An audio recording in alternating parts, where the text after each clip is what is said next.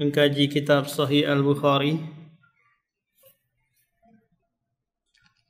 Babu qala al-Imam Al-Bukhari babul hilaqi wal julusi fil masjid. Bab bolehnya membuat halaqah dan duduk di dalam masjid. Halaqah ini apakah halaqah untuk Al-Quran ataukah halaqah untuk majelis ilmu? Nah, ini dibolehkan.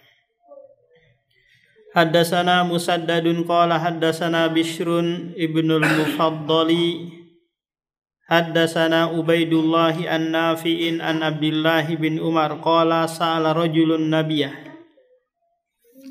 Ada seorang badui bertanya kepada Nabi sallallahu alaihi wasallam wa huwa alal mimbar. Sementara dia di atas mimbar. Rasulullah sedang berkhutbah Jumat.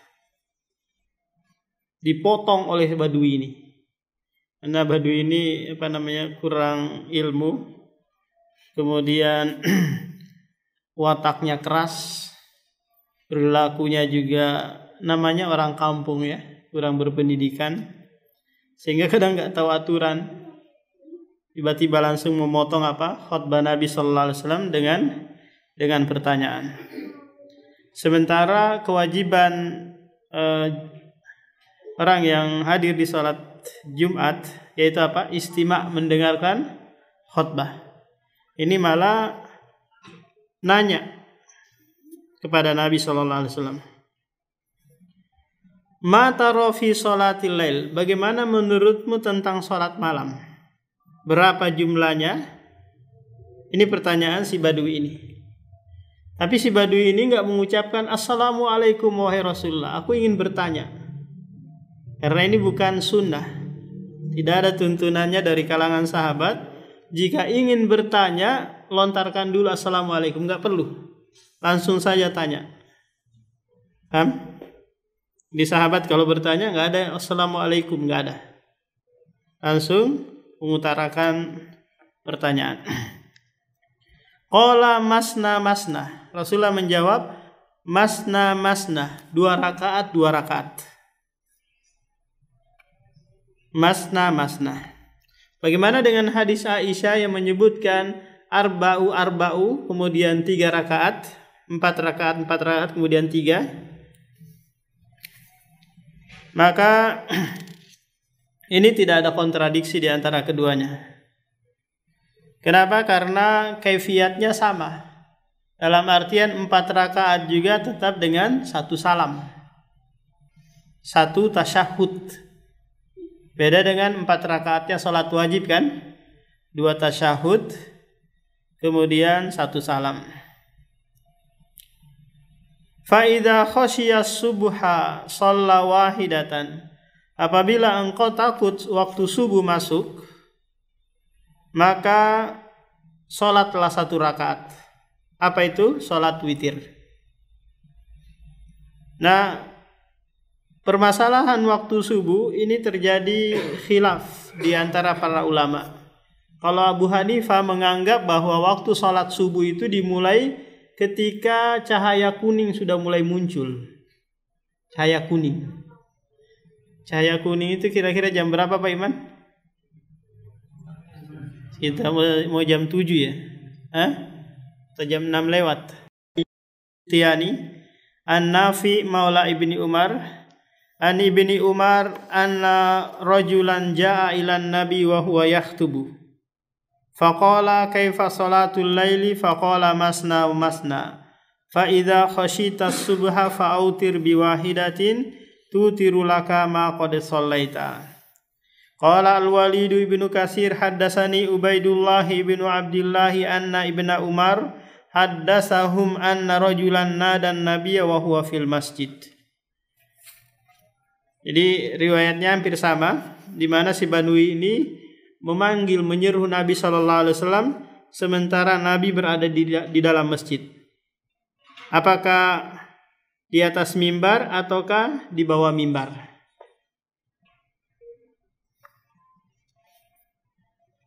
Qala al-Imam al-Bukhari haddatsana Abdullah bin Yusuf qala akhbarana Malik an Ishaq ibni Abdullah ibni Abi Talha anna Aba Murrah maula Aqil ibni Abi Thalib. Aqil ini adalah saudara Ali bin Abi Thalib. Akhbarahu an Abi Waqidil Laisi qala bainama Rasulullah fil masjid. Tatkala Rasulullah duduk-duduk di masjid, faqbala salah satu nafarin. Kemudian datang 3 orang. Rasulullah sedang membuat majelis halaqah di dalam masjid, kemudian tiba-tiba ada 3 orang datang. Faqbala isnaini ila Rasulillah wa dhahaba wahidun. Lantas ada 2 orang yang menghadap atau duduk di majelis. Yang satunya pergi. Fa amma ahaduhuma fara'a furjatan fil halqati fajalasa. Adapun yang satunya dari 2 tadi ini, dia melihat ada celah kosong nih di majelis tersebut. Akhirnya apa? Dia duduk di situ. Kemudian wa ammal akharu fajalasa khalfahum. Adapun yang satunya lagi, dia langsung duduk di belakang. Langsung cari tempat apa? Di belakang. Dia enggak cari tempat yang dekat dengan Rasulullah. Falamma faragha Rasulullah, kalau Rasulullah selesai bermajlis dan orang itu bubar pulang, qala ala ukhbirukum anin nafaris salasa. Maukah aku kabarkan kepada kalian tentang 3 orang itu? Amma ahaduhum, adapun salah satunya, fa'awa ilallah, dia minta perlindungan kepada Allah, lalu Allah pun memberikan perlindungan kepadanya. Dengan sebab dia mendekat ke majelis ilmu, ini adalah bukti dia mencari ketenangan dan perlindungan kepada Allah. Wa ammal akharu fastahya Allahu minhu. Adapun yang satunya lagi karena dia malu, akhirnya dia duduk di belakang. Maka Allah pun malu kepadanya. Wa ammal akharu fa'aradallahu an. Adapun yang pergi tadi itu, dia pergi karena apa? Berpaling, enggak mau duduk di majelis ilmu. Lantas Allah pun berpaling darinya. Ini merupakan apa? Keutamaan duduk di majelis ilmu. Minimalnya duduk, minimalnya nih. Meskipun masuk kanan keluar kanan. Ya kan? Meskipun apa? Masuk kanan keluar kanan. Minimalnya duduk. Sudah dapat apa? Dapat keutamaan bermajlis. Belum lagi turun ketenangan, belum lagi dinaungi malaikat, belum lagi disebut-sebut oleh Allah di hadapan para malaikat, belum lagi keutamaan yang banyak di majelis ilmu. Itu baru duduk. Bagaimana kalau ada yang nyantol sedikit? Meskipun keluar pintu juga sudah hilang. Minimal dia apa? Mendapatkan keutamaan, Allah tidak berpaling darinya. Gimana dengan majelis online? Yang sambil ngopi-ngopi, baring-baring di kamar sambil dengarkan apa? Kajian online. Ini tidak ada keutamaan majelisnya. Yang ada hanyalah halaqatul majlis fil masjid. Babul istilqa'i fil masjid wa maddar rijli. Bab istilqa. Istilqa itu tidur terlentang dan memanjangkan kaki. Ini perbuatan Rasulullah yang sifatnya jibliyah. Jibliyah itu tabiat manusia, dia berbaring, tidur dalam keadaan apa? Tidur berbaring. Tidak ada dilalah sunnahnya, tidak ada penunjukan itu adalah sunnah. Nanti Rasulullah berbaring kemudian naikin kaki kanan ke kaki kirinya di dalam masjid. Karena Rasulullah juga manusia yang dia melakukan aktivitas layaknya manusia yang lain. Hadatsana Abdullah bin Maslama an Malik an ibni Shihabin an Abbadi ibni Tamimin an ammihi annahu ra'a Rasulullah mustalqiyan fil masjid wadi'an ihda rijlaihi alal ukhra. Bahwa dia melihat Rasulullah tidur terlentang di dalam masjid sambil meletakkan menjulurkan kedua kakinya dan menaruh di atas yang lain. Nah, di sini Rasulullah sallallahu alaihi wasallam tidur di dalam masjid. Padahal masjidnya kan tanah ya. Enggak ada enggak ada karpetnya. Apakah sunnah kalau kita melakukan hal ini? Enggak. Tidak ada nilai pahalanya. Karena enggak ada enggak ada ubudiyahnya, enggak ada jenis ibadah yang dikandung di dalamnya.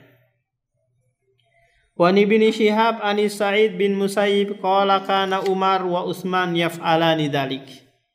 Kata Sa'id bin Musayyib, seorang tabi'in, kibaru tabi'in, berkata, adalah Umar dan Utsman melakukan hal itu juga. Sebagai bentuk apa? Ittiba, mengikuti Rasulullah, tapi dalam hal yang bukan ibadah. Laqad kana lakum fi Rasulillahi uswatun hasanah. Sungguh telah ada suri teladan yang baik pada diri Rasulullah. Babul masjid yakunu fit tariq min ghairi dararin bin nasi. Bab bolehnya membangun masjid di jalan yang dilewati manusia tanpa ada kemudorotan bagi manusia tersebut.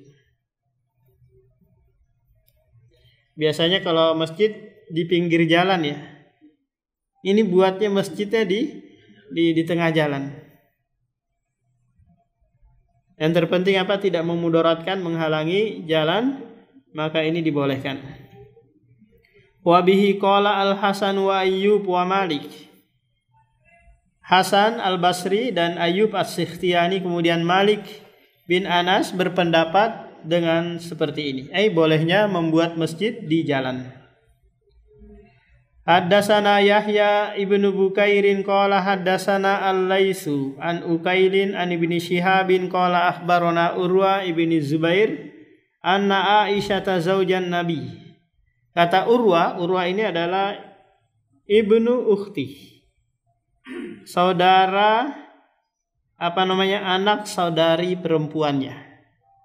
Karena Urwa adalah putra dari Asma bintu Abi Bakar. Nikah dengan Zubair ibnul Awam. Anna Aisyah zaujan Nabi, bahwasanya Aisyah istri Nabi berkata, lam akil abawai illa wahuma yadinani ad-dina. Aku tidak pernah memahami perbuatan kedua orang tuaku, kecuali tak kala keduanya masuk ke dalam agama Islam. Walam yamurru alaina yaumun illa ya'tina fihi Rasulullahi tarafain nahari bukratan wa asyiya.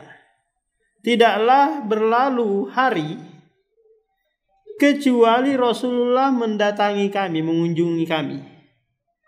Karena kita tahu bahwa sahabat yang pertama kali masuk Islam min kibar, dari kalangan orang yang sudah tua, itu adalah Abu Bakar. Kemudian Ali bin Abi Thalib dari kalangan pemuda. Jadi Rasulullah berkunjung setiap hari, di pagi dan di sore hari. Summa badali li Abi Bakrin. Kemudian nampaklah keislaman Abu Bakar. Mulailah dia tertarik dengan Islam. Karena awal-awal dakwah Rasulullah itu masih sir. Masih sembunyi-sembunyi. Belum berani terang-terangan.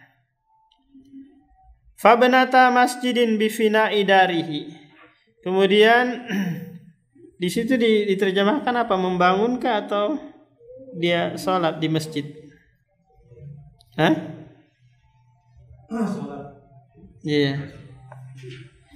Kemudian Abu Bakar sholat di suatu masjid darihi rumahnya. Fakana yusolli fihi. Lalu dia sholat di dalamnya. Wa yaqra'ul Qur'an. Dan dia membaca Al-Quran. Fayakifu alaihi nisa'ul musyrikin. Lalu anak-anak perempuan kaum musyrikin berdiri di sekitar Abu Bakar radhiyallahu anhu. Wa abna'uhum, demikian juga anak-anak laki-laki mereka. Ya'jabuna minhu, mereka merasa takjub dengan apa yang dibaca oleh Abu Bakar. Karena mereka orang Arab, paham keindahan bahasa, paham keindahan balago, sehingga apa? Mereka tertarik membacanya. Dan Al-Quran itu memang memiliki daya tarik. Seandainya si khotib ini berkhotbah bahasa Arab mulai dari awal hingga akhir, maka ketika dia baca Al-Quran itu ada suatu hal yang menarik, ada daya tarik. Beda dengan yang lain. Kalau sekiranya ada orang LDI ceramah di sini pakai bahasa Arab apa itu Pak Iman? Pegong ya? Bahasa Arab yang nggak diketahui maknanya, maka ketika membaca Al-Quran kita apa? Kita terkesima mendengarkannya. Wa kana wa yanzuruna ilaihi, dan mereka menunggu sampai selesai Abu Bakar membaca. Wa kana Abu Bakarin rajulan bakkaan la yamliku ainaihi idza qara'al Qur'an. Dan adalah Abu Bakar, kata Aisyah, ini pemuda yang suka nangis. Suka nangis, enggak bisa menahan kedua matanya. Untuk apa? Untuk meneteskan air mata ketika membaca Al-Quran Al-Karim. Kenapa? Karena Abu Bakar sangat lembut hatinya. Hatinya lembut sehingga mudah tersentuh, sedikit saja dia nangis. Demikian juga tak kala dia sholat mengimami para sahabat. Maka ketika Rasulullah sakit keras, kemudian memerintahkan Aisyah untuk nyuruh bapaknya jadi imam menggantikan, kata Aisyah, si Abu Bakar ini sering nangis, nanti nggak jalan-jalan bacaannya. Karena apa? Nah, nangis terus. Fafaza dzalika asyrafa Quraisyin minal musyrikin. Nah, dari situlah pembesar-pembesar Quraisy dari kalangan orang-orang musyrik mereka gempar, ya, jadi ribut. Kenapa? Karena Abu Bakar masuk ke dalam Islam. Babus sholati fi masjidis suq. Bab salat di masjid di pasar. Wa shalla Ibnu Aunin fi masjidin fi darin yughlaqu alaihil bab. Dan Ibnu Aun salat di masjid di suatu dar, di suatu tempat yang yughlaqul babu alaihim, pintu ditutup atas mereka. Haddatsana Musaddadun qala haddatsana Abu Muawiyah anil A'mash an Abi Shalihin an Abi Hurairah anin Nabi qala salatul jami', dalam riwayat yang lain salatul jamaah, tazidu ala salatihi fi baitihi wa salati fi suqihi 25 darajah. Salat berjamaah lebih utama daripada salat sendirian di rumah maupun di pasar, dengan 25 atau 27 kali lipat. Dalam artian Pak, salat berjamaah dengan salat sendirian, salat berjamaah ini 27 kali lipat keutamaannya dibandingkan salat sendirian. Yang jadi permasalahan di sini ada dua. Salat berjamaah di masjid. Salat berjamaahnya sama di masjidnya. Paham? Ini dua permasalahan yang menjadi perdebatan di kalangan para ulama. Salat berjamaah, apakah hukumnya wajib ataukah afdol, sunnah saja? Nah, kalau mazhab Hambali mengatakan bahwa salat berjamaah itu wajib. Apakah di rumah, di masjid, ataukah di pasar, ataukah di jalan? Karena kata Rasulullah, ainama adrakat kas salatu fasolli fa innahu masjidun. Di mana saja waktu sholat engkau jumpai, maka sholatlah di situ. Karena sesungguhnya itu adalah masjid. Nah, jadi sholat berjamaah apa? Hukumnya wajib menurut madhab Hambali. Tapi kalau menurut madhab Syafi'i, sholat berjamaah itu afdol.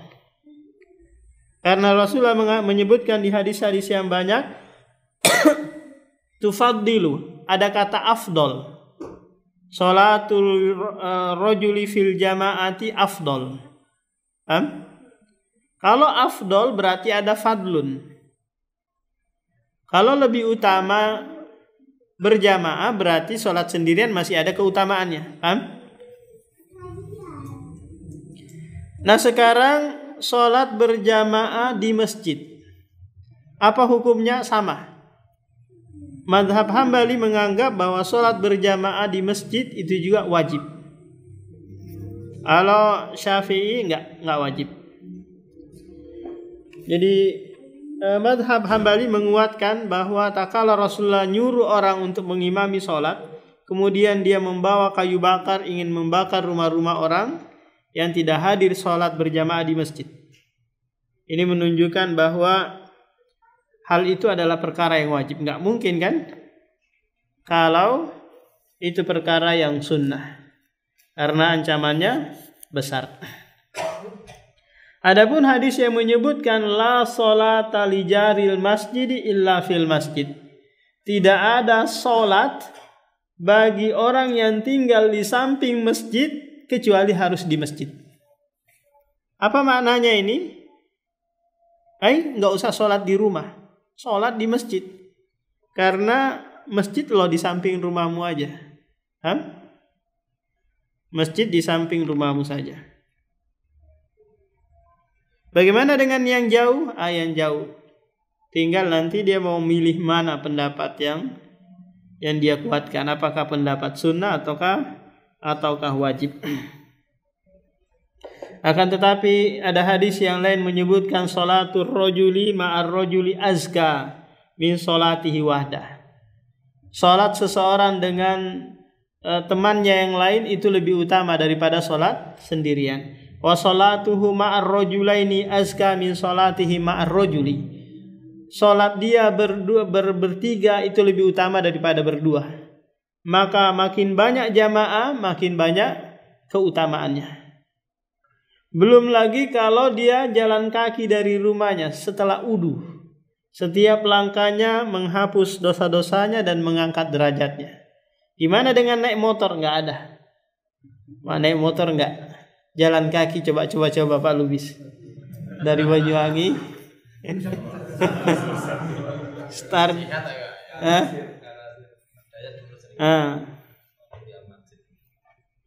Nah, jadi kalau naik motor enggak, jalan kaki, maka diperkecil langkahnya sehingga banyak langkahnya. Seharusnya 30 langkah bisa jadi 60 langkah.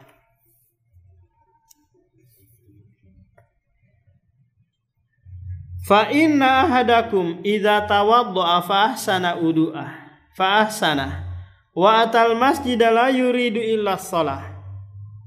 Karena sesungguhnya di antara kalian apabila dia wudu lalu dia memperbaiki wudunya di rumah, lantas mendatangi masjid, tidak ada yang dia inginkan kecuali sholat, bukan ingin beres-beres atau ingin urusan apa gitu, hanya untuk sholat. Lam yahtu khutwatan illa rafa'allahu biha darajah. Tidaklah dia melangkahkan kakinya kecuali Allah mengangkat derajatnya dan menghapus kesalahannya hatta yadkhulal masjid, hingga dia masuk ke dalam masjid. Fa'i wa idza dakhalal masjidah kana fi salatin maka tahbisuhu. Nah di sini enggak disebutkan salat tahiyatul masjid karena itu perkara sunnah. Nah apabila dia sudah di dalam masjid maka dia sudah terhitung salat. Sudah terhitung salat selama dia menunggu iqamah atau salat ditegakkan. wa tusolli yakni alaihil malaikatu madama fi majlisil ladzi sholli fiha. Kemudian malaikat senantiasa bersolawat untuknya, memohonkan ampun untuknya selama dia di masjid nunggu sholat berikutnya. Dalam riwayat yang lain malam yahdis, selama dia tidak berhadas. Allahumma gfir lahu, Allahumma arhamhu malam yuhdis fihi. Ya Allah, ampunilah dia, rahmatilah dia selama dia tidak berhadas. Kalau berhadas berarti terputus. Nah, ini keutamaan apa? Keutamaan menghadiri sholat di masjid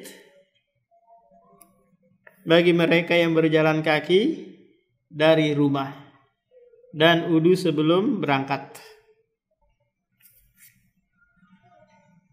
Kalau dari rumah naik gunung sini ngos-ngosan ya.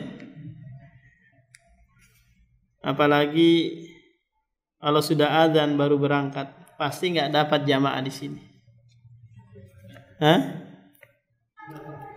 Yang jadi permasalahan kalau sekiranya kita dibenturkan antara memilih masjid yang mana nih? Apakah masjid dekat rumah ataukah masjid yang ada yang agak jauh seperti Liwa ini? Nah, kalau sekiranya kita ngejar yang di sini untuk mendapatkan jamaah ternyata juga sama waktunya, kecuali waktu subuh ya, di sini lambat kan. Maka ya sudah yang dekat saja, karena untuk mengejar apa tadi? Jamaah. Tapi kalau kita sudah tahu oh di sana itu iqomahnya setelah mereka semuanya selesai sholat, ya sudah kita berangkat untuk mencari jamaah di sini. Gimana kalau sekiranya di sini qadarullah bacanya pendek, bacanya kul. Kita perkiraannya salah, paham? Yang seharusnya kita perkirakan panjang ternyata pendek. Bubar jamaah atau sudah salam semuanya, baru kita masuk. Apakah kita sholat berjamaah dengan yang lain yang masbuk, ataukah sholat sendirian, ataukah pulang? Ini pilihannya. Nah, kalau sekiranya ada berbarengan, maka sholat berjamaah bersama yang tadi sama-sama terlambat. Tapi ini tidak boleh dijadikan kebiasaan. Kenapa? Karena Rasulullah nggak pernah dan para sahabatnya nggak melakukan hal ini. Yang ada mereka pulang sholat bersama keluarganya. Tapi ini boleh. Mendirikan 2 jamaah di dalam masjid yang di situ ada imam rawatibnya.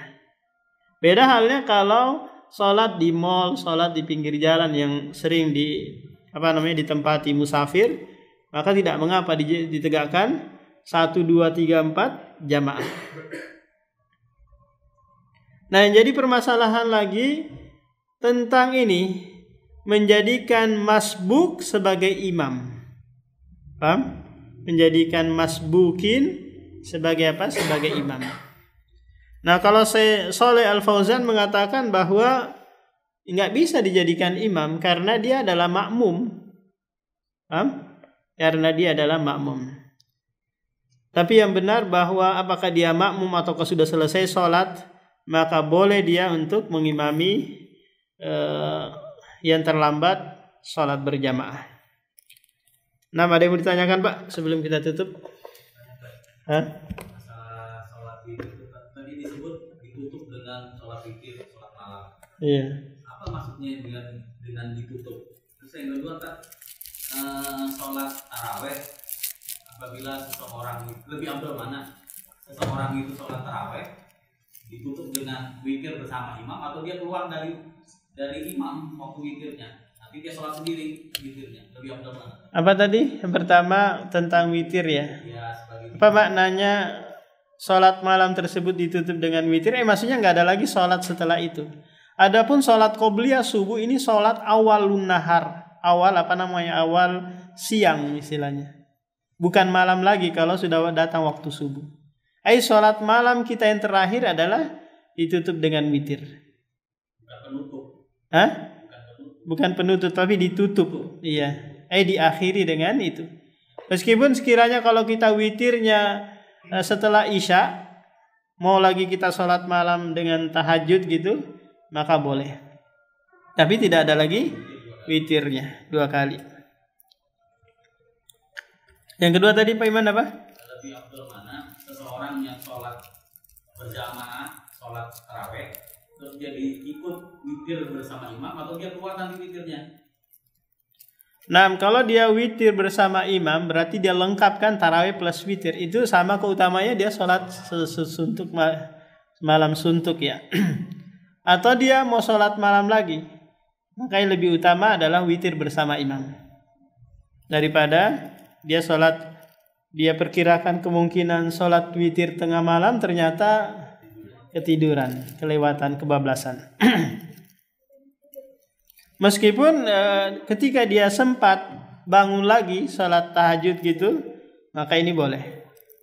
Dia tambah lagi 50 rakaat mungkin sampai sahur.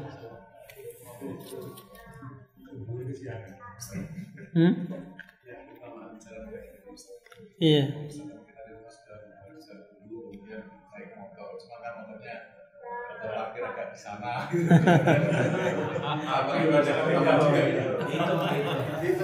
Iya, dihitung langkahnya, mungkin agak-agak jauh di rumahnya Pak Iman di parkir.